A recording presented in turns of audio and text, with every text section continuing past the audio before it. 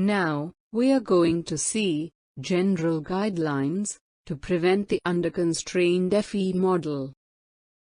1. Ensure all the bodies in the assembly are appropriately constrained.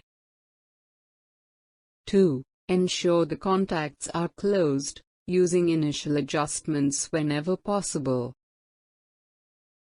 3. Verify that contact and target normals are facing each other.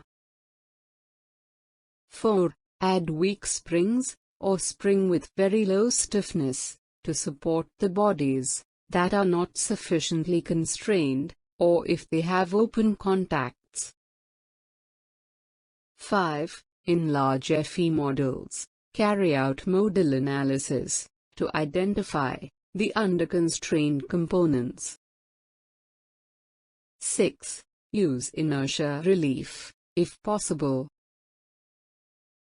7. Use stabilization and damping, if necessary. In the last slide, we saw that initial adjustments are important to prevent the possible under-constrained model or open contact pairs. Now, we are going to see some of the features provided in ANSYS to close the open contact pairs. Contact initial gaps or penetrations are removed using the following commonly used contact settings. 1. Adjust to touch. 2. Offset. 3. Ramp effect. And 4th, contact detection location. Other than the detection location, all other contact settings can be changed from the geometric modification branch in the details window of the contact settings. The first commonly used setting is adjust to touch. If we use this setting, the nodes of the contact surface are moved to the target surface. This removes the initial gaps and penetrations. As shown in the figure, the contact surface may get locally deformed with respect to the original shape in order to close the contact. This setting is recommended to remove the unwanted gaps or penetrations. It should be noted that this may reduce the accuracy of the contact outputs, like contact pressure distribution. This is because the contact surface shape may get modified as a part of the initial adjustment. The second commonly used setting to remove unwanted gap or penetration is to add offset. When the offset is added, the contact surface is moved towards or away from the target surface by the distance equal to the user-specified offset. As shown in the figure, this setting moves the contact surface uniformly towards or away from the target surface. The shape of the contact surface is preserved regardless of the offset distance. As contact offset preserves the shape of the contact surface, local contact results accuracy is higher. However, as the entire contact surface is moved, gaps or penetrations may get introduced due to the offset. Ramp effect is just another special case of the offset. When the ramp effect is turned on, the contact surface offset movement is done as a part of the load application during the solution process. If it is turned off, entire offset-related contact surface movement is done before the start of the solution. Apart from the adjust to touch, offset, and ramp effect, initial gaps or penetrations can be changed by changing the contact detection location.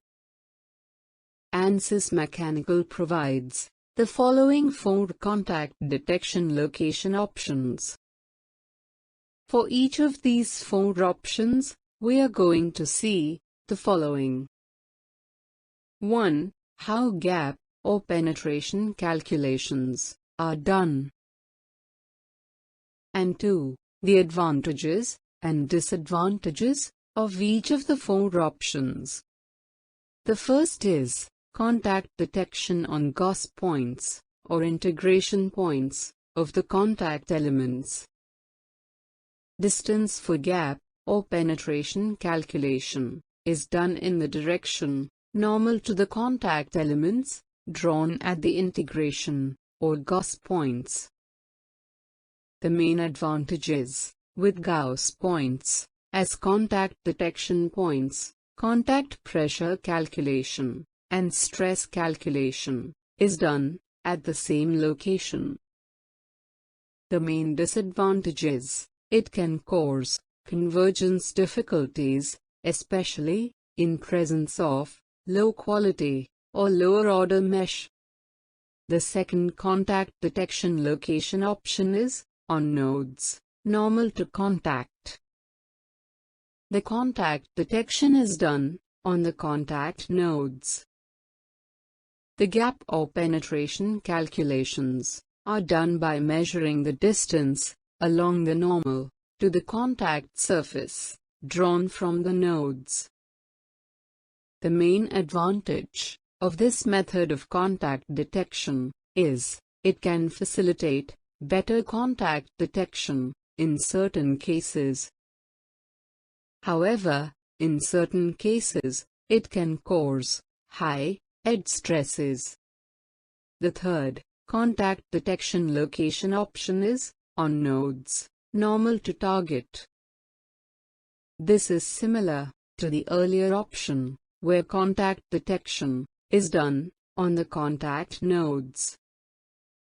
However, gap or penetration calculations are done by measuring a distance between the contact nodes and the target surface along the direction normal to the target surface. Similar to the earlier option, this can facilitate better contact detection in certain cases. This option can also cause high edge stresses in certain cases. The last contact detection location option is surface projection. In this option, contact detection is done on the nodes of the contact surface.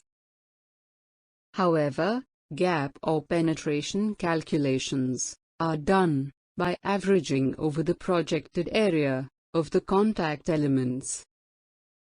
This helps reduce the high edge stresses that are seen in the previous options. However, this method requires additional projected area related calculations. Therefore, this option is computationally expensive. These contact detection locations can be changed from the advanced branch of the details window of the contact pair. This slide shows an example of a contact detection location. A simple 2D contact model is shown in the figure. With 4 different contact detection options, differences in the contact initial conditions are listed in the table below.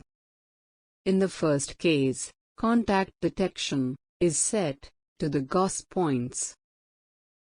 A 2D representation of the contact pair is shown in the left-hand side bottom figure. An exploded view of the contact target pair is shown in the right-hand side bottom figure. Gauss points are symbolically represented by the yellow dots in the right-hand side bottom figure.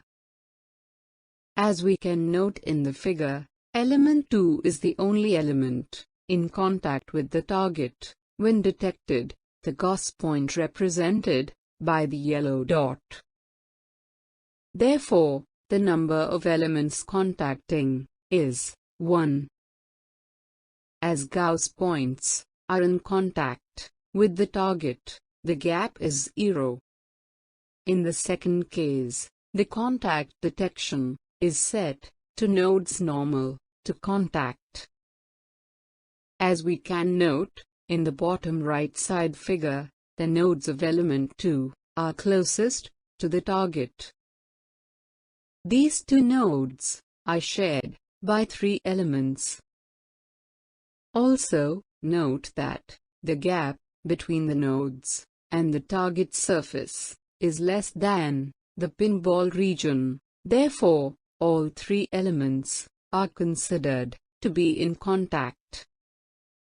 Thus, the number of contacting elements are 3. Also, the direction, along with the distance measured, is shown in the left-hand side bottom figure by red arrows. As the direction is normal to the curved surface at the nodal location, this distance is greater than the distance normal to the Gauss point of element 2. Therefore, it shows a gap of 0.029 millimeters. In the third case, the contact detection is set to nodes normal to target. Similar to the previous case, the 2 nodes in contact are shared by the 3 elements. Therefore, the number of elements contacting are 3. However, the distance is calculated along the direction normal to the target surface. This is shown using the blue arrow in the left-hand side bottom figure. In the direction normal to the target, the distance between the contact nodes and the target is much smaller than the previous case. Therefore, the gap is 0. In the fourth case, the contact detection is set to projected surface area. Similar to the previous cases, the contact detection is on the contact nodes. However, all calculations are done in the average sense, using the projected area of the contact on the target. Only contact element 2 has a sizable projected area on the target. This is because of the curvature of the contact surface. Therefore, the number of contacting elements is only 1, that is, element number 2. Also, the average of the normal distance of the entire projected area is much less, making the gap 0.